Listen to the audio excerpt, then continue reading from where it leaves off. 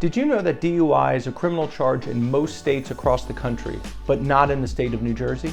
That means that if you're charged and convicted with a DUI in the state of New Jersey, you will not have a criminal record. Let me explain what that means right now. My name is Daniel Rosenberg, and I'm a criminal defense attorney and the founding partner of Rosenberg, Perry & Associates. And we help individuals charged with DUI in the state of New Jersey defend against the serious consequences that result from a conviction. It is also my personal goal and passion to provide education about the criminal justice system before individuals become involved and entrenched in the system. So if you or someone you know has been charged with DUI or a DUI-related offense in the state of New Jersey, here are 3 things you should know. The first thing that you need to know is that a DUI in the state of New Jersey is not a criminal charge. It's a traffic offense. But what it is specifically characterized as in the state of New Jersey is a quasi-criminal offense. What that means is that you have some of the same rights and protections that you would if this were a criminal charge, which means you still enjoy your constitutional right to remain silent. You can't be compelled to answer any questions. What it also means is the state must prove its case against you beyond a reasonable doubt, which is the highest level of proof in the state of New Jersey. Now, this is different from a criminal charge in that if you are convicted, you will not have a criminal record. Now, you will have a record on your driving abstract because this is a traffic violation, but it's a very significant difference from having a criminal conviction. Another significant difference is if you do decide to go to trial, because it is not a criminal offense, you are not entitled to a trial by jury. You are entitled to a bench trial, which means if you go to trial, a judge is deciding your guilt or innocence and not a jury of your peers. The second thing that you need to know about DUI in the state of New Jersey is that there is a requirement that you provide a breath sample, but there is no requirement that you provide either blood or urine. When you get your license in the state of New Jersey, or when you operate a motor vehicle on the roads in the state of New Jersey, there's something called implied consent. And that means that you have given your consent to law enforcement to provide a breath sample if the officer has reasonable suspicion to believe that you are operating a motor vehicle while under the influence. Now, if you're asked to provide a breath sample and you refuse, there's a separate charge for that.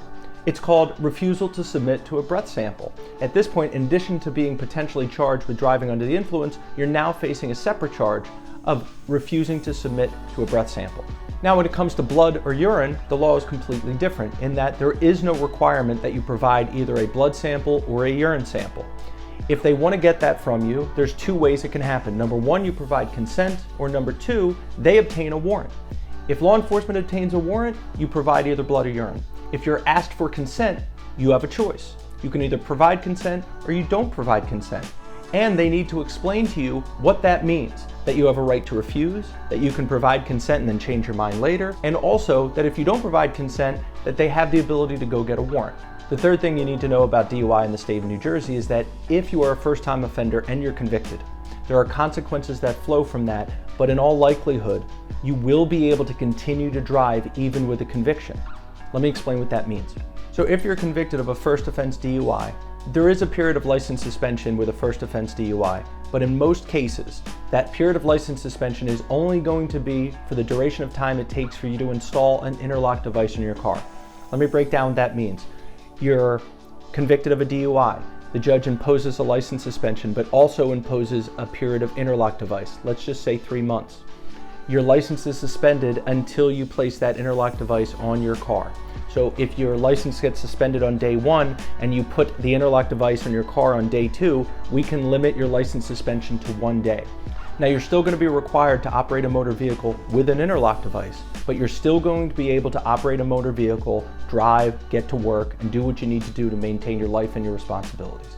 So if you or someone you know has been charged with DUI in the state of New Jersey, these are 3 of the most important factors you should be aware of. Now, obviously, there are a lot of other laws and factors that you need to be aware of, but that's what we're here for. So schedule a consultation. We'll take the time we need to review your matter and give you your options, and we do this all free of charge.